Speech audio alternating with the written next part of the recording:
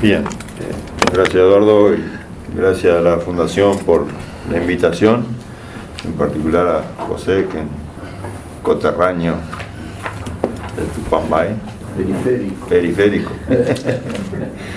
por aportar con este 47 foro a la construcción del pensamiento crítico en nuestro país, que creo que esa es una de las características que desde la Fundación se ha planteado fuertemente en toda su tarea, tanto en la academia, en la académica, como en esta educación política más abierta.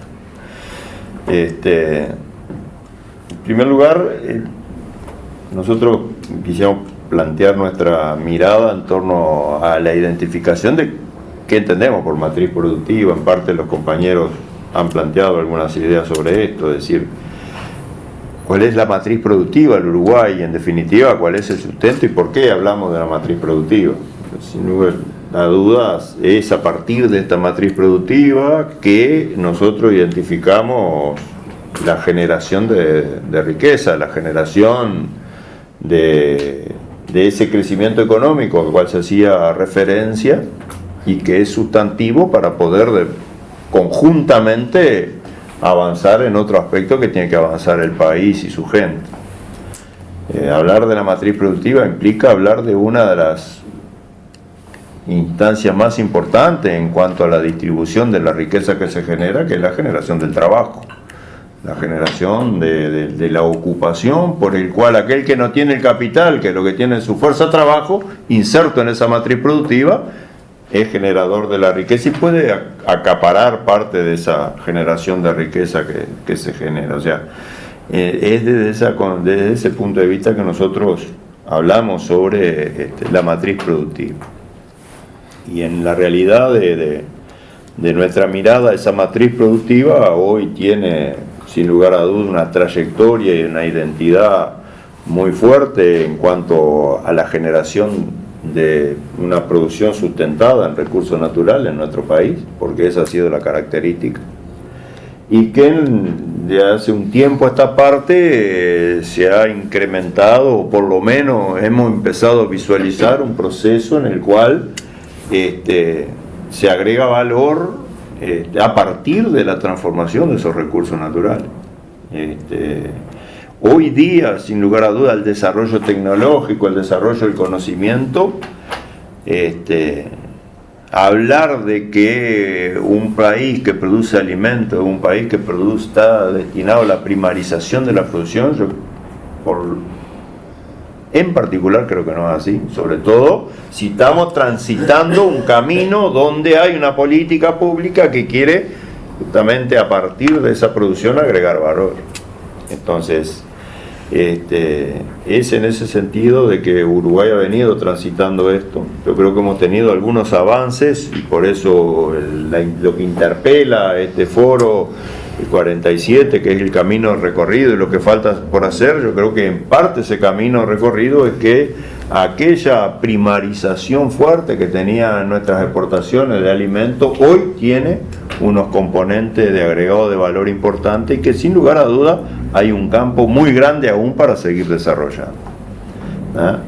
Lo otro es que también hemos venido avanzando en una generación de un sector de servicio que es parte de esa matriz productiva y que tiene enorme desarrollo en los últimos tiempos. Por algo, la pasada temporada turística fuimos de los pocos países que tuvimos más turistas que la población que tiene el país. Son de los pocos casos en el mundo. Se podrá decir, bueno, hay otros países que se dedican al turismo pero tienen mucha población.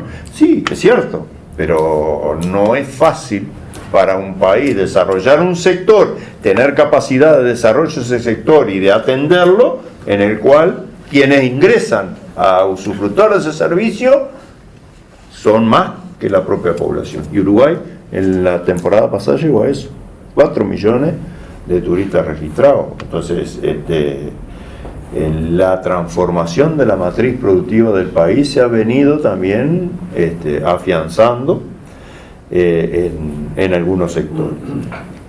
Y lógicamente ahí entonces después lo vinculamos a lo que es este desafío de hoy, que es analizar el rol de las empresas públicas como transformadora de la matriz productiva. Yo creo que en primer lugar nosotros no podemos hablar de un rol de las empresas públicas transformadoras de la matriz productiva si no hay un rol de política pública más abarcativo. De cierta forma los compañeros también ya lo han planteado, pero es necesario, es decir, no solo las empresas públicas van a ser las transformadoras de la matriz productiva, sino que tiene que haber un rol de política pública que oriente esa transformación, donde van a estar insertas las empresas públicas, pero van a estar insertos también otros sectores de la actividad pública o de la construcción de política pública.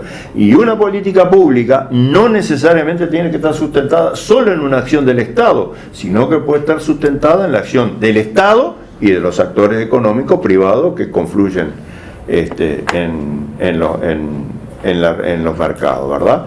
Y esto también Uruguay tiene hoy una experiencia acumulada importante.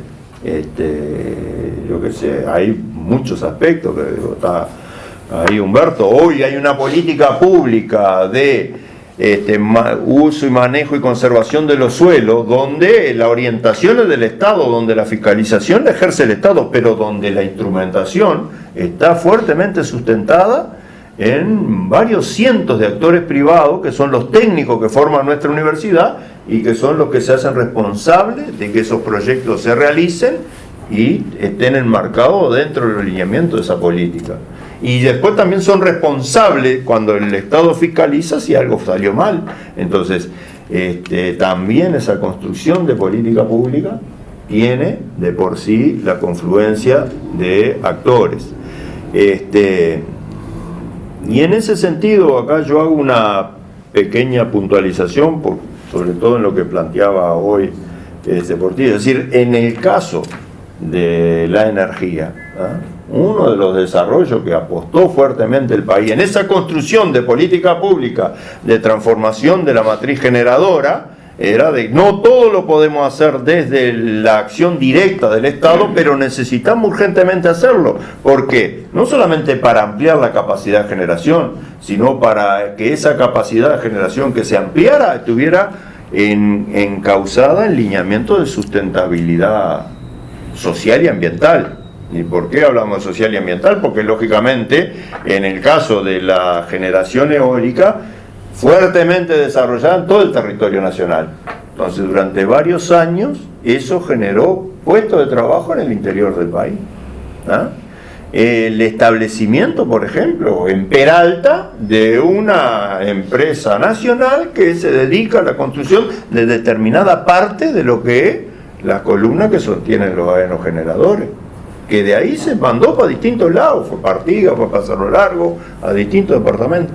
Entonces, ¿y por qué? Digo, bueno, la confluencia de que en esos aspectos que era tan relevante, tan necesario y que había que hacerlo rápidamente, bueno, el auxilio o la estrategia de integrar la inversión privada era necesario.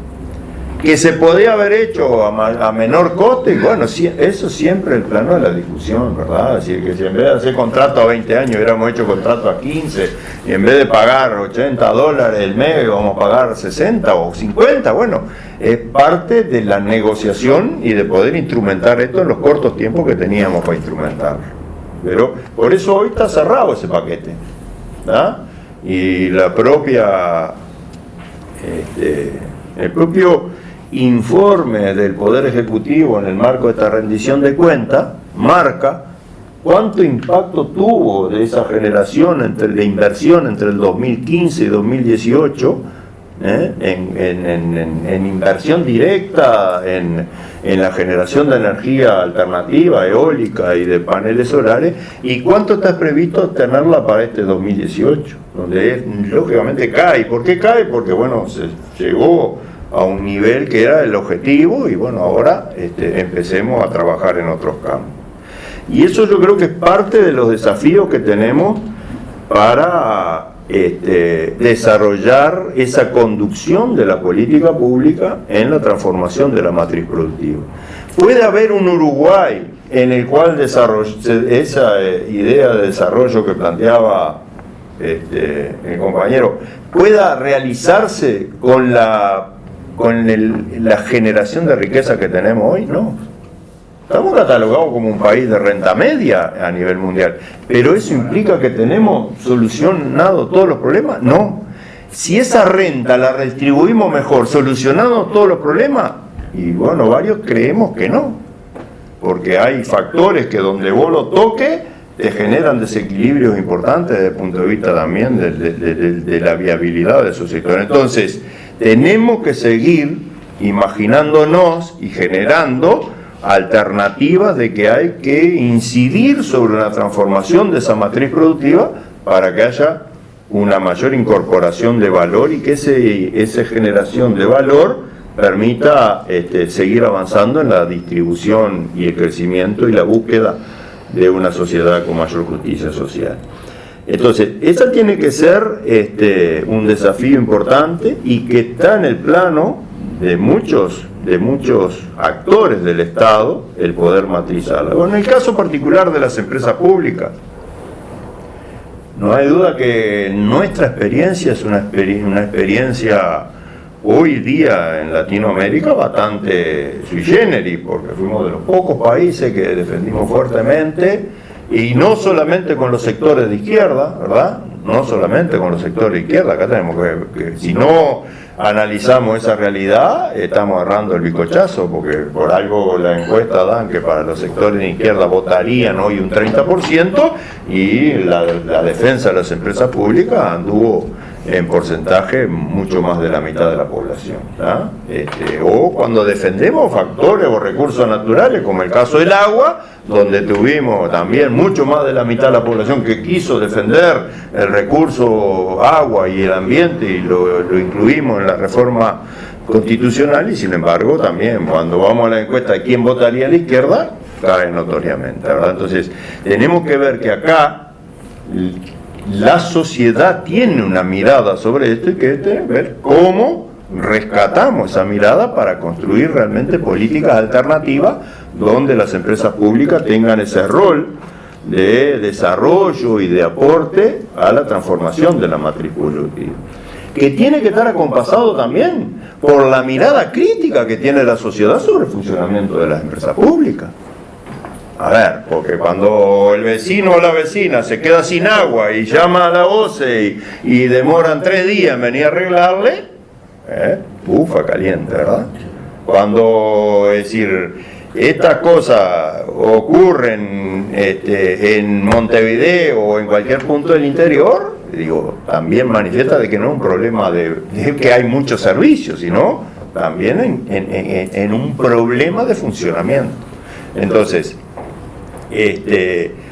para que podamos identificar cuáles son los roles en cuanto de apoyo de las empresas públicas a la transformación de la matriz productiva, debemos seguir avanzando en la definición de objetivos, definir objetivos claros de cuál es el rol que queremos que jueguen, ¿ah? ¿Es exclusivamente el de los servicios de la energía? ¿Es el de los servicios del agua potable? ¿Es el de los servicios financieros? ¿No?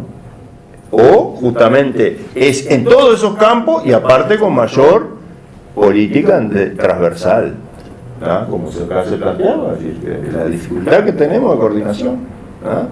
Entonces es a partir de una definición de objetivos que podemos mejorar esos aspectos.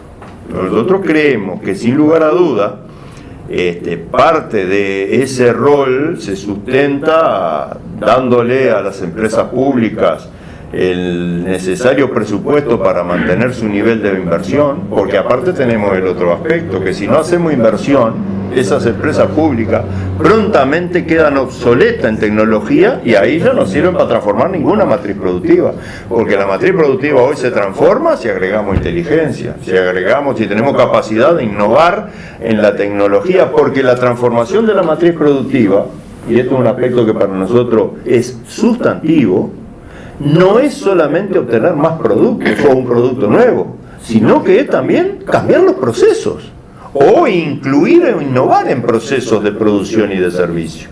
Eso es parte hoy de transformar la matriz productiva, que de las cosas que hemos venido haciendo. Uruguay sigue produciendo carne, pero ¿qué hemos inventado? Mejor dicho, hemos desarrollado a partir de inventos que otros han hecho, incorporarlo en un proceso de producción donde agregamos valor.